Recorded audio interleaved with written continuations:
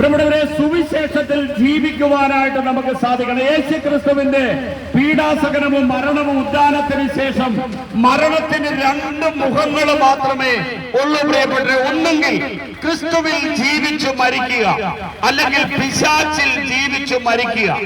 ദൈവത്തിന് നമ്മുടെ ശരീരം ആവശ്യമാണ്. ദൈവത്തിന് ലീഗലായിട്ട് എന്തെങ്കിലും ചെയ്യണമെങ്കിൽ എന്റെ ശരീരം ആവശ്യമാണ്. പക്ഷെ ഒരു കുഴപ്പമുണ്ട്, സാത്താനും എന്റെ ശരീരം ആവശ്യമാണ്. ഞാൻ ഏത് വഴിക്കായിട്ട് നീങ്ങുന്നു, ഏത് രീതിയിലാണ് എന്റെ കാൽപ്പടവുകള്, ഞാൻ ഏത് രീതിയിലാണ് മുന്നോട്ട് പോകുന്നത് എന്നുള്ളതാണ് സത്യം. ദൈവത്തിലാണോ ഞാനിപ്പോൾ ഉള്ളത്, സാത്താനിലാണോ ഞാനിപ്പോൾ ഉള്ളത്? പ്രിയപ്പെട്ടവരെ, മദ്യം, മയക്കുമരുന്ന്, കഞ്ചാവ്, കക്ഷീഷ് മുതലുള്ള ഒരുപാട് മദ്യമയക്കുമരുന്ന് ലോബികളുടെ ഇടയിൽ നമ്മുടെ കുഞ്ഞുങ്ങൾക്കൊക്കെ വേണ്ടി ഒരുപാട് പ്രാർത്ഥിച്ചുകൊണ്ടാണ് നമ്മളിപ്പോൾ മുന്നോട്ട് പോകുന്നത്. പ്രിയപ്പെട്ടവരെ, ഇനി ഒരു ഗുഡ് ന്യൂസ് ഉണ്ടോ എന്ന് ചോദിച്ചാല് ഗുഡ് ന്യൂസ് ഉണ്ട് എന്ന് ഒരു അധികാരികൾക്കും ഉറപ്പിച്ചു പറയുവാനായിട്ട് സാധിക്കത്തില്ല. കാരണം കൊറോണ നമ്മൾ കണ്ടു, മഴക്കെടുതികൾ നമ്മൾ കണ്ടു. പ്രിയപ്പെട്ടവരെ, വലിയ രോഗ ദുരിതങ്ങൾ 60% വ്യക്തികൾക്കും ക്യാൻസർ പിടിച്ചിരിക്കുകയാണ്. ഇവിടെ അഭിമാനിക്കാൻ ഒന്നുമില്ല. 8 ഏക്കർ സ്ഥലം 10 ഏക്കർ സ്ഥലം ഉണ്ടെന്നൊക്കെ അവകാശപ്പെട്ട ഒരു കാലഘട്ടം ഉണ്ടായിരുന്നു. എന്നാൽ 6 ഏക്കർ കൊണ്ടോ 8 ഏക്കർ കൊണ്ടോ 4 ഏക്കർ കൊണ്ടോ എന്ത് പ്രയോജനം? വലിയ പ്രയോജനമില്ലാതെ ആയിരിക്കുകയാണ്. പ്രിയപ്പെട്ടവരെ, വിശുദ്ധ ലിഖിതത്തിൽ പറഞ്ഞ വചനങ്ങളെല്ലാം പൂർത്തീകരിക്കുക. യുദ്ധങ്ങളെ കുറിച്ച് നിങ്ങൾ കേൾക്കും. യുദ്ധങ്ങളെ കുറിച്ചുള്ള കിംവദന്തികള്, ഉരുൾപൊട്ടല്, മഹാപ്രളയം, അതികഠിനമായ ചൂട്, പ്രിയപ്പെട്ടവരെ, ഇതെല്ലാം നടന്നുകൊണ്ടിരിക്കുകയാണ്. ഒരു വീട്ടിൽ അപ്പൻ മകനെ കൊല്ലും, മകൻ അപ്പനെ കൊല്ലും, അമ്മായിയമ്മ മരുമകളെ, മരുമകൾ അമ്മായിയമ്മേ. പ്രിയപ്പെട്ടവരെ, ഒടുനീള തിരുവചനത്തിൽ പറഞ്ഞതെല്ലാം യാഥാർത്ഥ്യമായ സത്യമായി മാറിക്കൊണ്ടിരിക്കുകയാണ്.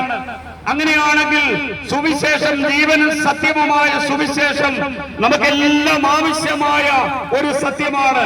വിശുദ്ധ മത്തായിയുടെ സുവിശേഷം അതിന്റെ 13-ാം അധ്യായം 1 മുതൽ തുടങ്ങുന്ന തിരുവചനത്തില് ഇപ്രകാരമാണ് വചനം പറയുന്നത്. വചനം ഇങ്ങനെ പറയുന്നു: വിതക്കാരൻ വിതയ്ക്കാൻ പുറപ്പെട്ടു. വിതച്ചപ്പോൾ ചിലത് വഴിയരികിൽ വീണു, പക്ഷികൾ വന്നത് തിന്നുകളഞ്ഞു. മറ്റു ചിലത് മുള്ളുകൾ ഇടയിൽ വീണു. മുൾച്ചെടികൾ വളർന്നു വന്നപ്പോൾ ആ വിത്തിനെ ഞെരുക്കി കളഞ്ഞു. വേറെ ചിലത് പാറപ്പുറത്ത് വീണു. കിളുത്തു വന്നു എങ്കിലും മണ്ണിനധികം വേരില്ലാത്തതിനാല് പാറപ്പുറത്തായതുകൊണ്ട് അത് ഉണങ്ങിപ്പോയി. മറ്റു ചിലത് നല്ല നിലത്തു വീണു. അത് 30, 60, 100 മേനിയും വിളവ് നൽകുന്നു. പ്രിയപ്പെട്ടവരെ, ഈ ലോക ജീവിതം സമ്പത്ത് കൊണ്ട് മാത്രമല്ല അനശ്വരമാകുന്നത്. പ്രിയപ്പെട്ടവരെ, സമ്പത്തിനോടുള്ള വ്യഗ്രത ഒരുപാട് മനുഷ്യന്റെ ജീവിതം നശിപ്പിച്ച് തകർത്ത് കളഞ്ഞിട്ടുണ്ട്. എന്നാൽ പ്രിയപ്പെട്ടവരെ, ഏതെങ്കിലും ഒരുവൻ കുറ്റവാളിയാണെങ്കിൽ പോലും, ഏതുതരം പാപിയാണെങ്കിൽ പോലും, എന്റെ കയ്യിൽ ഇരിക്കുന്ന ഈ ബൈബിൾ എടുത്ത് ഉയർത്തിപ്പിടിച്ച ഒരാൾ പോലും രക്ഷപ്പെടാതെ ഇരുന്നിട്ടില്ല. ഒരു കാലത്ത് ഈ പ്രസംഗിക്കുന്ന ഞാൻ തന്നെ ഒരു 20 വർഷങ്ങൾക്ക് മുമ്പ്, 25 വർഷങ്ങൾക്ക് മുമ്പ് ഈ ചെറുപുഴയിൽ ഉടനീളം മദ്യം കുടിക്കാതെയൊക്കെ അല്പകാലം ജീവിച്ച ചരിത്രം എനിക്കുണ്ട്. അത് കഴിഞ്ഞ് ദൈവത്തെങ്കിലേക്ക് തിരിഞ്ഞു. എന്നെ രക്ഷിക്കുവാനായിട്ട് കർത്താവായ യേശു മാത്രമേ ഉള്ളൂ എന്ന് മനസ്സിലാക്കിയ അന്ന് പ്രിയപ്പെട്ടവരെ എടുത്ത് നെഞ്ചോട് ചേർത്ത് പിടിച്ച ഈ ബൈബിള് ഇന്ന് ലജ്ജയില്ല. എവിടെ നിന്ന് പോലും സുവിശേഷം പ്രസംഗിക്കുവാനായിട്ട് സാധിക്കും. നമ്മളിൽ പലരും പ്രിയപ്പെട്ടവരെ പാറപ്പുറത്ത് വീണ വിത്തുകളാ.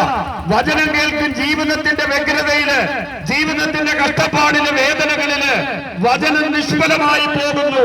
മുൾച്ചെടികൾക്കിടയിൽ വീണ വിത്ത് വചനം വന്നു വീണു, മുളയെടുത്തു. പക്ഷെ പക്ഷികൾ വന്ന് അത് തിന്നുകളഞ്ഞു.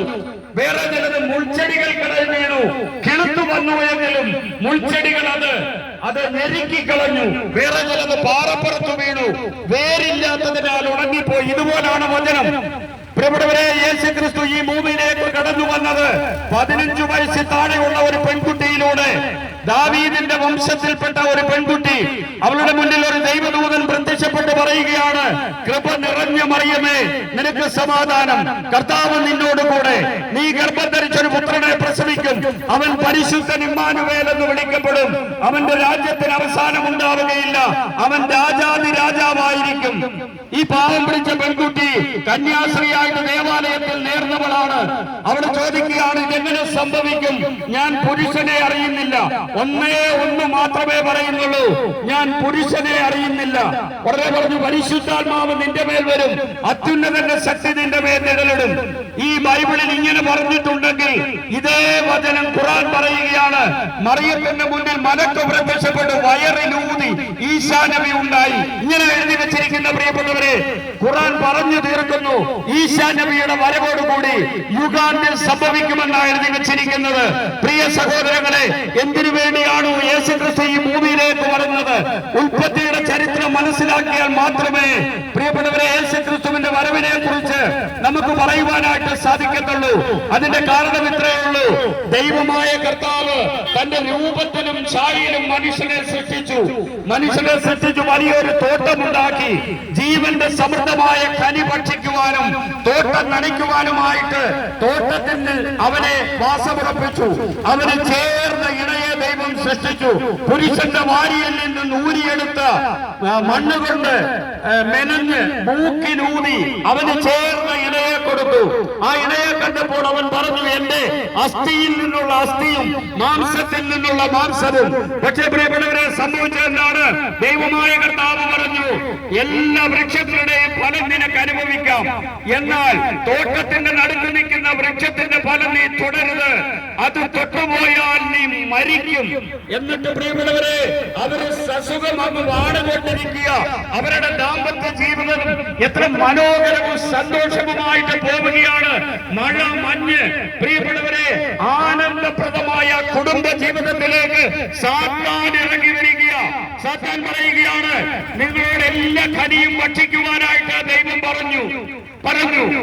എന്നാൽ തോട്ടത്തിന്റെ നടുക്ക് നിൽക്കുന്ന ഒരു പഴം ഭക്ഷിക്കരുത് എന്ന് ദൈവം പറഞ്ഞു. നിങ്ങളത് ഭക്ഷിച്ചോ? ഇല്ല. എന്നാൽ നിങ്ങൾ അത് കഴിച്ചാൽ നിങ്ങൾ ദൈവത്തെ പോലെയാകും. ഹല്ലേലൂയ. പ്രിയപ്പെട്ടവരെ, അന്ന് സാത്താൻ പറഞ്ഞു കൊടുത്ത വചനം ആ സ്ത്രീയെ ചിന്തിപ്പിച്ചു. ഈ പിശാച് പറഞ്ഞത് സത്യമാണോ? ഇന്നും അങ്ങനെ നടക്കുകയല്ലേ പ്രിയരെ? എന്നിട്ട് നീ ഇത് തിന്നണ്ട, ഞാനിത് പറിച്ച് നിന്റെ കയ്യിൽ തരാം, നീ ഒന്ന് നോക്കിയാ മതി, നീ ഒന്ന് തഴുകിയാ മതി, അതിന്റെ മണം നീ ഒന്ന് നോയിക്കേ, അതിന്റെ ആസ്വാദനം നോയിക്കേ. പ്രിയപ്പെട്ടവരെ, രാസവളം ഇട്ടുകൊണ്ടുവരുന്ന ആപ്പിളല്ല, ദൈവത്തിന്റെ തോട്ടത്തിലെ പനിനീർ കണങ്ങൾ കൊണ്ട് പ്രിയപ്പെട്ടവരെ സൃഷ്ടിക്കപ്പെട്ട് പ്രിയപ്പെട്ടവരെ മഞ്ഞു കണങ്ങളാല് ഓമനത്തുള്ള ആപ്പിൾ പറിച്ച് അവിടെ കയ്യിലേക്ക് വെച്ചു കൊടുക്കുകയാണ്. അവളത് മേടിച്ചു.